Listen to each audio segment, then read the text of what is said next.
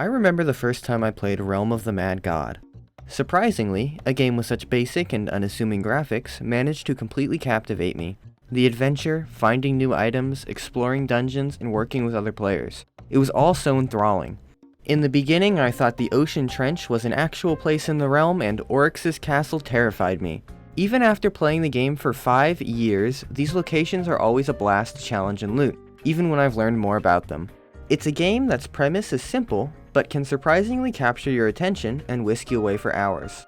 Let's start at the beginning and go through what exactly has kept me coming back to this game for nearly half a decade.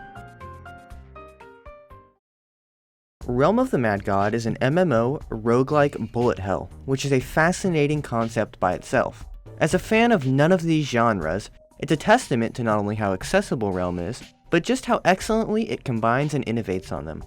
Realm avoids the classic MMO complexity by naturally having the player form teams with players.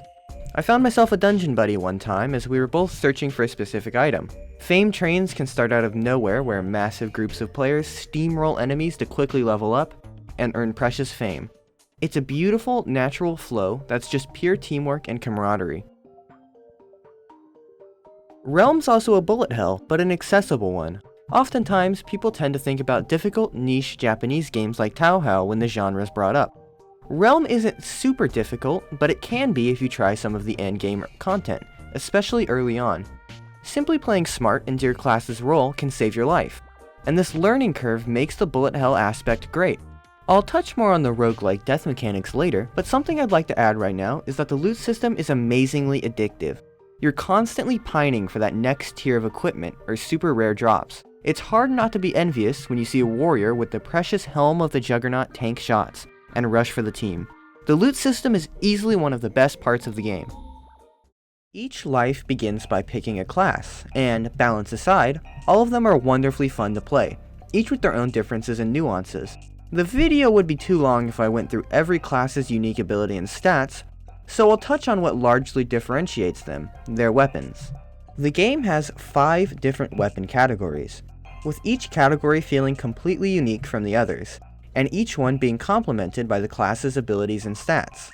There's staves, used by classes like the Wizard, which shoot 2 projectiles, bows, which pierce targets, are utilized by classes like the Archer, swords, which deal heavy damage and are used by classes like the Warrior, wands, which pierce and travel very far, are used by classes like the Sorcerer, and katanas, which are used by the highly unique Ninja.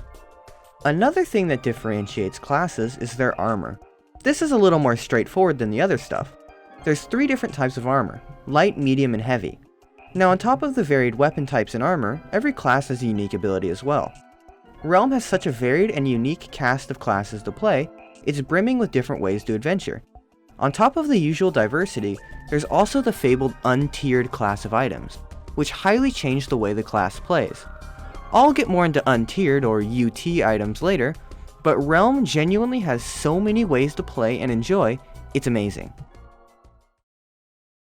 So after you pick a class, your first task is leveling to 20, which can be accomplished by wailing away on the basic monsters. However, for a first-time player, it's a fairly daunting task, but experienced players should never have an issue. Death is basically guaranteed for a new player, with the Wizard, your first class, being especially susceptible to damage. It immediately introduces the player to the permadeath mechanics, but it could also give you the opportunity to try more classes, as earning new ones is as simple as leveling to 5.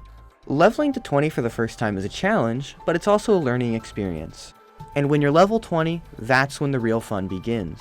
The true appeal to Realm to me is bringing your character to the fabled 8-8, a task even I, after all this time, have yet to accomplish. You see, every character in the game has 8 stats, which you can increase through stat potions. They include things like health or mana regeneration, to name a couple. These potions are primarily earned through dungeons, which are some of the most creative parts of the game. Whether it's the challenging underwater ocean trench, the wave-based haunted cemetery, the lava-filled abyss of demons, or the always unpredictable, incredibly dangerous Tomb of the Ancients. They all provide a unique and challenging experience that will always have you on your toes. The creativity from all of the dungeons is remarkable, with the Shatters being a true standout. It's a challenging endgame dungeon that drops the best items and requires immense amounts of teamwork to beat any of the 3 bosses. Realm is designed in such a perfect way that, when going after 8 out of 8, you can completely avoid the common MMO farming trope that so many dread. Dungeons are plentiful in the Godlands, allowing you to hop into one almost whenever. Or, if you're not feeling it, you can fight the Godlands creatures. Or, wait for Oryx, the Mad God, to announce the next event boss. But the game still allows for farming, and it's amazing that the game accommodates both playstyles perfectly. Do you want to farm 30 sprite worlds back to back to max out your character's dexterity?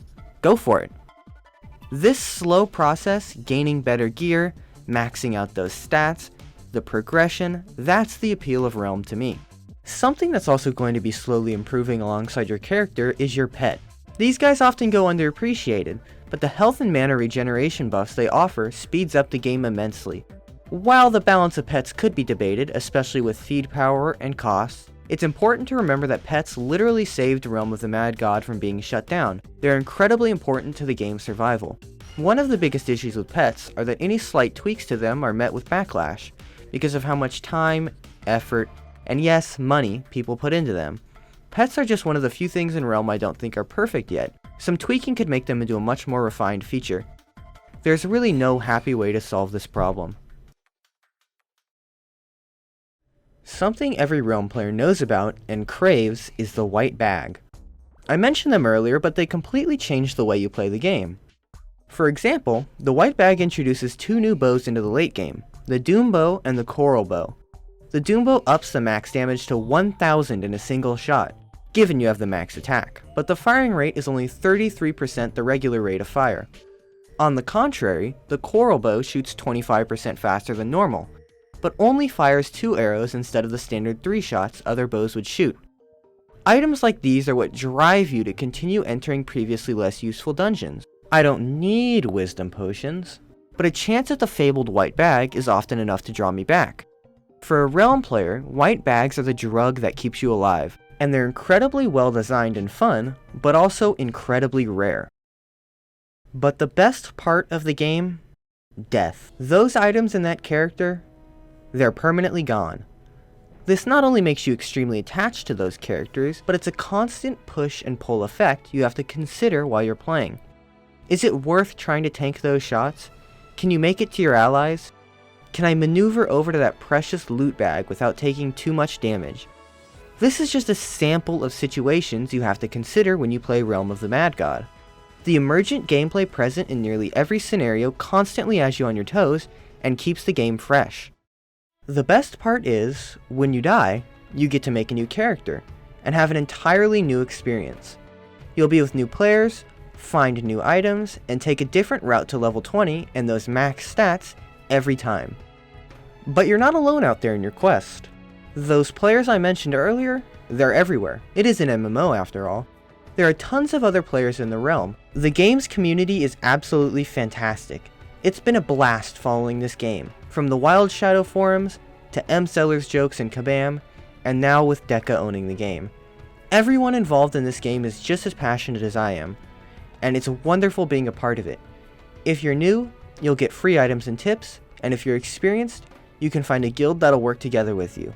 Both in and out of the game, the community is amazing. If you're new to Realm of the Mad God, I highly recommend you pick it up. Play with Flash Player, and the second best choice is Steam. Hop in and have fun. If you're a veteran of Realm, I'd like to say thanks for not only watching this, but being part of this excellent community. Hey, if you made it to the end of this video, I'd like to say thanks for watching.